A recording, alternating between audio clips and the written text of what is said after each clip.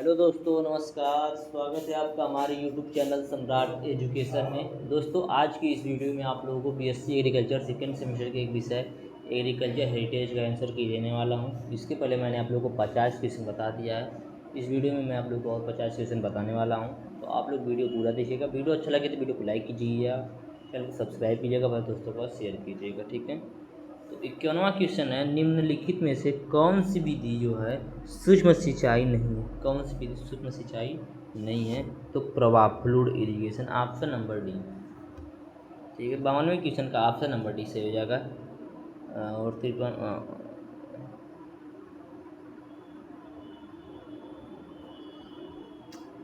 Sorry, वो तो 51वां question है। 51वें क्वेश्चन का ऑप्शन नंबर डी से हो जाएगा। और 52वां क्वेश्चन है, निम्न में से किस राज्य में गेहूं का अधिकतम उत्पादन होता है? गेहूं का अधिकतम उत्पादन किस राज्य में होता है? तो उत्तर प्रदेश में। उत्तर प्रदेश में गेहूं का अधिकतम उत्पादन होता है। इस ऑप्शन में जो दिया गया उसमें की बात किया जाए तो ठीक है, 52वें क्वेश्चन का ऑप्शन नंबर सी सही हो जाएगा। 53वां क्वेश्चन है, सब्जियां का वानस्पतिक नहीं सॉरी व्यावसायिक उत्पादन कराता है। देखिए थोड़ा सा ना दिक्कत हो रहा है देखने में, क्योंकि फोटो साफ नहीं आया तो इसलिए पीडीएफ साफ नहीं बन पाया है। तो सब्जियों का व्यावसायिक उत्पादन क्या कहलाता है? ओलेरीकल्चर कहलाता है। ठीक, ओलेरीकल्चर। हार्टिकल्चर फल उत्पादन, सेरीकल्चर जो क्या बोलते हैं उसको, रेशम, रेशम वाला हो गया। ठीक है, अगला, भारत में किस राज्य में गेहूं का उत्पादन प्रति हेक्टेयर सर्वाधिक होता है? तो पंजाब में। प्रति हेक्टेयर उत्पादन सबसे अधिक पंजाब में होता है। ऑप्शन नंबर ए सही जगह 54वें क्वेश्चन का। 55वां क्वेश्चन, सिंचाई का आविष्कार किस देश ने किया? किस देश ने सिंचाई का आविष्कार किया? तो मिस्र ने। इजिप्ट बोलते हैं उसे। मिस्र ने सिंचाई का आविष्कार किया। अगला, सिंचाई की सबसे पुरानी विधि कौन सी है?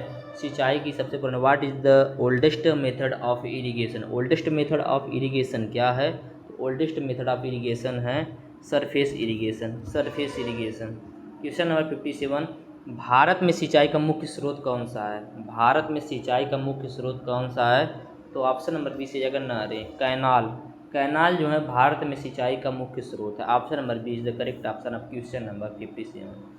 58वां क्वेश्चन है, भारत में सर्वाधिक सिंचित राज्य कौन सा है? भारत में कौन सा सर्वाधिक सिंचित राज्य है? तो 98वें क्वेश्चन का ऑप्शन नंबर सी से हो जाएगा पंजाब।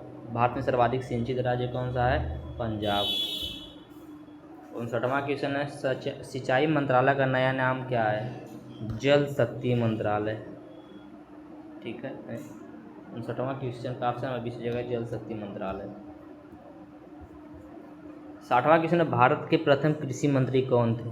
भारत के प्रथम कृषि मंत्री, बहुत ही अच्छा क्वेश्चन है, बहुत ही आसान। भारत के प्रथम कृषि मंत्री डॉक्टर राजेंद्र प्रसाद जी थे। ठीक है, 61वां क्वेश्चन है, कृत्रिम ढंग से फसल के पौधे को पानी देने को क्या कहते हैं? जब हम पौधे को कृत्रिम तरीके से या कृत्रिम ढंग से पानी देते हैं तो उसको इरिगेशन बोला जाता है। ठीक है, 62वां क्वेश्चन, जैविक खेती अपनाने वाला पहला राज्य कौन सा है? सिक्किम। सिक्किम में पूर्ण रूप से जैविक खेती किया जाता है वर्तमान समय में। अगला क्वेश्चन, जैविक खेती के जनक कौन से हैं? कौन है? तो Albert Howard. M S Swaminathan ji किसके हैं भैया? एम एस स्वामीनाथन जी हैं अपने हरित क्रांति के। ठीक है, अच्छा, सुभाष पालेकर किसके फादर हैं? आप लोग बताइए कमेंट में। ठीक है, इम्पॉर्टेंट है, इनको भी बार पूछता है। अगला, जैविक खेती में कौन सा प्रयोग होता है? कार्बनिक अपशिष्ट, पशुओं की खाद, मानव अपशिष्ट, ए सभी। तो ऑप्शन नंबर डी से हो जाएगा ए सभी। ए सभी जो है जैविक खेती में प्रयोग होता है। क्वेश्चन नंबर 65, कौन सा कार्बनिक खाद सर्वोत्तम होता है? गोबर की खाद। गोबर की खाद जो होता है सबसे उत्तम होता है। सर्वोत्तम मतलब सबसे उत्तम। क्वेश्चन नंबर 66, कौन सी फसल कम पानी चाहती है? इनमें से कौन सा फसल कम पानी चाहता है? बाजरा। 66वां क्वेश्चन जो इसका ऑप्शन नंबर डी से हो जाएगा बाजरा। 67वां क्वेश्चन देख लेते हैं, कौन सी फसल अधिक पानी चाहती है? तो धान जो है उससे अधिक पानी चाहिए। अगला क्वेश्चन है, भारत का दूसरा जैविक राज्य कौन सा है? भारत का दूसरा जैविक राज्य लक्षद्वीप। ठीक है, लक्षद्वीप कहाँ पर है? लक्षद्वीप, तो वही जो है भारत का दूसरा जैविक राज्य है। उत्तर प्रदेश की मुख्य व्यावसायिक फसल कौन सी है? मुख्य व्यावसायिक फसल उत्तर प्रदेश की पूछा तो गन्ना होगा भाई। ऑप्शन नंबर बी से हो जाएगा। क्वेश्चन नंबर 70, प्रमाणित बीज की थैली पर लगे टैग का रंग होता है। जो प्रमाणित बीज होता है उसकी थैली पर कौन सा रंग लगा होता है? प्रमाणित बीज की थैली पर कौन सा रंग लगा होता है? तो ऑप्शन नंबर यहाँ पर ए से रहेगा नीला। ठीक है, ऑप्शन नंबर ए से रहेगा 70वें क्वेश्चन का ऑप्शन नंबर ए। 71वां क्वेश्चन, गेहूँ, मसूर एवं चना किस ऋतु में उगाए जाते हैं? तो गेहूँ, मसूर एवं चना जो है रबी ऋतु में उगाए जाते हैं, ठीक है, रबी मौसम में। क्वेश्चन अगला है, ICAR कहाँ पर है? तो नई दिल्ली में है, ठीक है। कहाँ पर है? नई दिल्ली में। ICAR का पूरा नाम होता है Indian council of agricultural research. अगला है, पीली क्रांति किससे संबंधित है? तो तिलहन से संबंधित है पीली क्रांति। अगला है, भारतीय दलहन अनुसंधान संस्थान कहाँ पर है? Indian institute of pulse research, तो कानपुर में स्थित है। 74वें क्वेश्चन का ऑप्शन नंबर आप लोगों का बी से हो जाएगा, कानपुर, ठीक है। 75वां क्वेश्चन है, फसल उत्पादन के लिए कौन सी मृदा उपयुक्त होती है? तो फसल उत्पादन के लिए रेतीली दोमट मृदाएं, ऑप्शन नंबर ए क्या हो गया है, सॉरी डी से हो जाएगा। क्वेश्चन नंबर 76, आधार बीज की थैली पर कौन सा टैग लगा होता है? तो जो आधार बीज होता है जिसको फाउंडेशन सीड भी बोलते हैं, उसकी थैली पर सफ़ेद रंग का टैग लगा होता है आधार बीज की।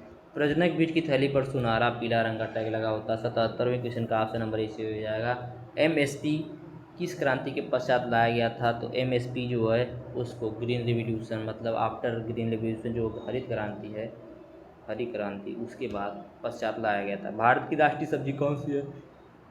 बहुत ही अच्छा क्वेश्चन पूछा है, भारत की राष्ट्रीय सब्जी कौन सी है? सॉरी यार भाई, मैं एक बार पूरा बोल दिया, वीडियो स्टार्ट ही नहीं किया था, तो फिर से दोबारा से बोलना पड़ रहा है।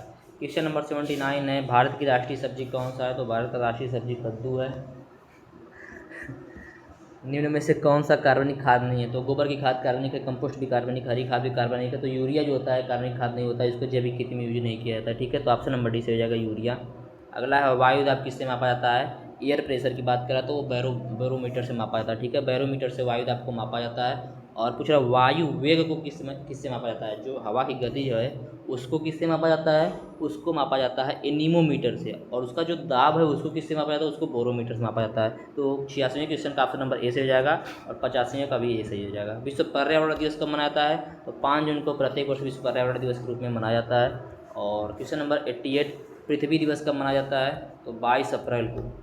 22 अप्रैल को प्रत्येक वर्ष हम लोग पृथ्वी दिवस के रूप में मनाते हैं। और विश्व जल दिवस कब मनाया जाता है? तो विश्व जल दिवस जो है 22 मार्च को प्रत्येक वर्ष विश्व जल दिवस मनाया जाता है। और क्वेश्चन नंबर 90, विश्व वानिकी दिवस, तो 21 मार्च को विश्व वानिकी दिवस मनाया जाता है प्रत्येक वर्ष। और क्वेश्चन नंबर 91, किसान दिवस, तो किसान दिवस 23 दिसंबर को मनाया जाता है, ऑप्शन नंबर सी से हो जाएगा। और क्वेश्चन नंबर 92, विश्व योग दिवस कब मनाया जाता है?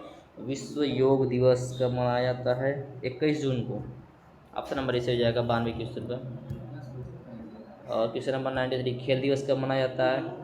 खेल दिवस जो है वह भी 29 अगस्त को ही मनाया जाता है। फलों का राजा कौन है? फलों का राजा आम। तिलहनों का राजा मूंगफली। और तिलहनों की रानी कौन है? तिल। दलहनों का राजा चना, दलहनों की रानी मटर, ठीक है, याद रखिएगा। दिया है सिर्फ राजा, मैं रानी भी बता रहा हूँ आपको, क्योंकि राजा है तो रानी भी ज़रूरी है। अगला है, अनाजों का राजा कौन है? तो अनाजों का राजा गेहूँ है। भारत में कुल कितने केंद्रीय कृषि विश्वविद्यालय हैं? केंद्रीय कृषि विश्वविद्यालय भारत में कुल 3 हैं, ऑप्शन नंबर सी से हो जाएगा।